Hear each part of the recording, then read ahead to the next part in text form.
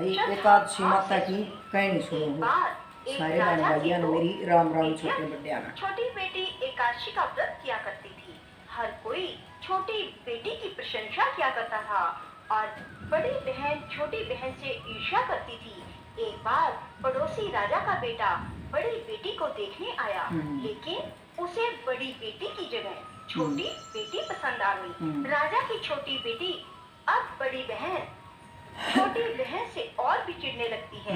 वह छोटी बहन को मारने के नए नए तरीके अपनाती रहती है।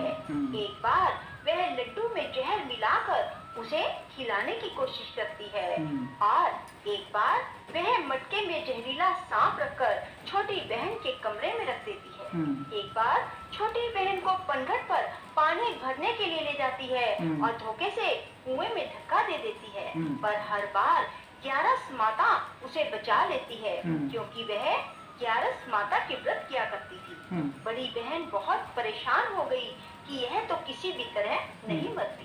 तब एक दिन बड़ी बहन छोटी बहन से बोली, मेरी प्यारी बहन, भगवान ने हम सब की मृत्यु किसी न किसी तरह लिखी है। क्या तुम्हें पता है कि तुम्हारी मृत्यु कैसे होगी? बड़ी बहन बहुत सीधी थी, छोटी बहन बहुत सीधी थी। वह बोली, मेरी मृत्यु मेरे पालतू तोते व तोते के गले में जो हार है उसमें अटकी हुई है। यदि कोई मेरे तोते को मारकर उस हार को लेकर पहन ले तो मैं मूर्छित हो जाऊंगी और फिर उस हार को उतार कर कहीं रख दे तो मैं जीवित हो जाऊंगी। उस रात छोटी बहन अपने पिता के पास गई और बोली, पिताजी, मुझे शक है, यदि मैं मर जाऊं तो आप मुझे जलाना नहीं, आप मुझे हमारे पुराने महल के कुएं के पास झोपड़ी बनाकर खाट पर सुला देना। राजा बोले, बेटी तुम ऐसा क्यों बोल रही हो? 2-3 दिन बाद तो तुम्हारी शादी है। तब छोटी बेटी बोली, पिताजी, समय का कोई भरोसा नहीं। इस तरह शादी वाला दिन भी आ गया। शादी वाले दिन बड़ी बहन छोटी बहन के पालतू तोते को ढूंढती है, पर वह उसे कहीं नहीं मिलता। तभी दरवाजे पर बारात आ जाती है। वरमाला का कार्य संपन्न हो जाता है। फेरों की रस्म शुरू हो जाती है। उधर बड़ी बहन तोते को ढूंढ लेती है और वह उस तोते को मार देती है। वहीं छोटी बहन के 3.5 फेरे राजकुमार के साथ पूरे हो जाते हैं। तभी छोटी बहन मूर्छित होकर गिर जाती है। उधर बड़ी बहन तोते के हार को खुद पहन लेती है। तब फेरों में सभी घबरा जाते हैं। सभी बारातियों में हलचल मच जाती है कि राजकुमारी को क्या हुआ। सब डर जाते हैं। तब राजा वैद हकीमों को बुलाते हैं। छोटी राजकुमारी को महल में ले जाकर लिटा दिया जाता है। वैद और हकीम राजा से कहते हैं, राजकुमारी ना मरी है ना जीवित है, हमने ऐसा पहली बार देखा है। तब राजा उनसे कहते हैं, बाहर जाकर बोलना कि राजकुमारी बेहोश है, अभी थोड़ी देर में ठीक हो जाएगी। यदि तुम ऐसा नहीं कहोगे तो मैं तुम्हें फांसी दे दूंगा। बेचारे वैद हकीम राजा के कहे अनुसार बोल देते हैं। तभी बड़ी बेटी आती है और कहती है, पिताजी, मुझे छोटी बहन के मरने का बहुत दुख है। उससे ज्यादा दुख मुझे आपकी इज्जत का है, जो कि खराब हो जाएगी। आप ऐसा करो कि मेरी शादी राजकुमार के साथ कर दो, तब सब ठीक हो जाएगा, आपकी इज्जत भी रह जाएगी। तब राजा को यही ठीक लगा और राजा ने छोटी बेटी के कपड़े पहनाकर बड़ी राजकुमारी को फेरों में बिठा दिया। पर राजकुमार ने मना कर दिया, कहा कि यह मेरी पत्नी नहीं है। मेरी पत्नी जब बोलती है तो उसके मुंह से फूल झड़ते हैं।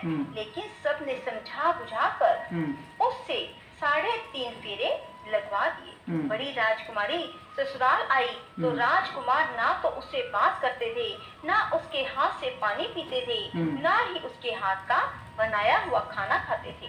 राजकुमार ने मन ही मन सोचा, मैं पता लगा कर रहूंगा कि मेरी पत्नी के साथ क्या हुआ।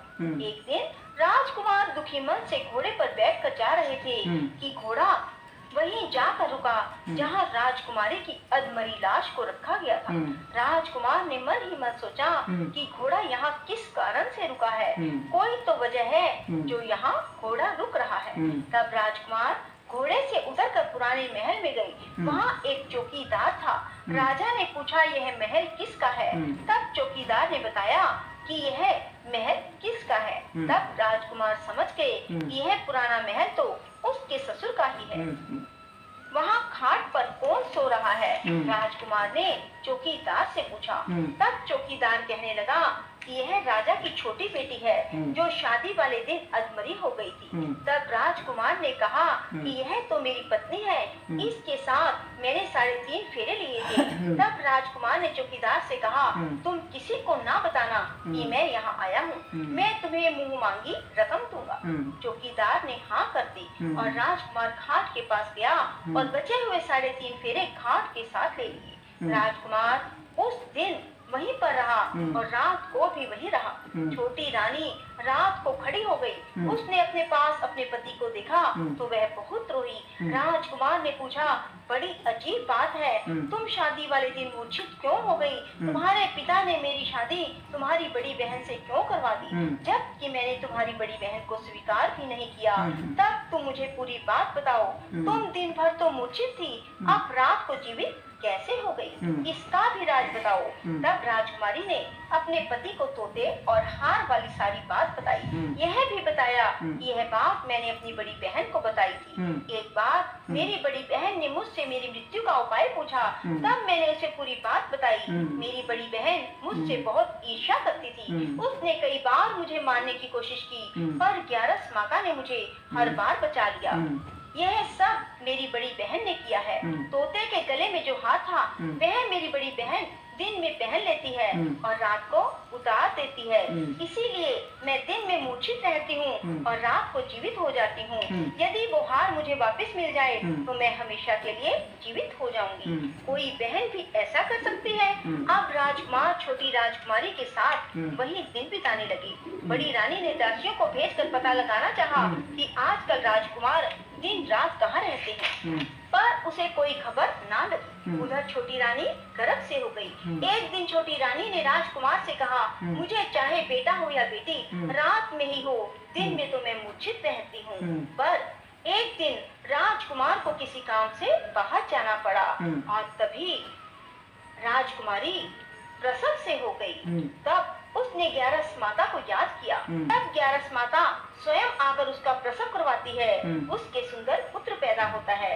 तभी वहाँ राजकुमार आ जाते हैं। उसने भी 11 माता के दर्शन किए। 11 माता बोली, ये मेरी परम भगत है, और बोली, जब तुम्हारा बेटा 5 वर्ष का हो जाए तब तुम इसे अपनी पत्नी का हार लाकर पहना देना। देखते ही देखते कुंवर 5 वर्ष का हो गया।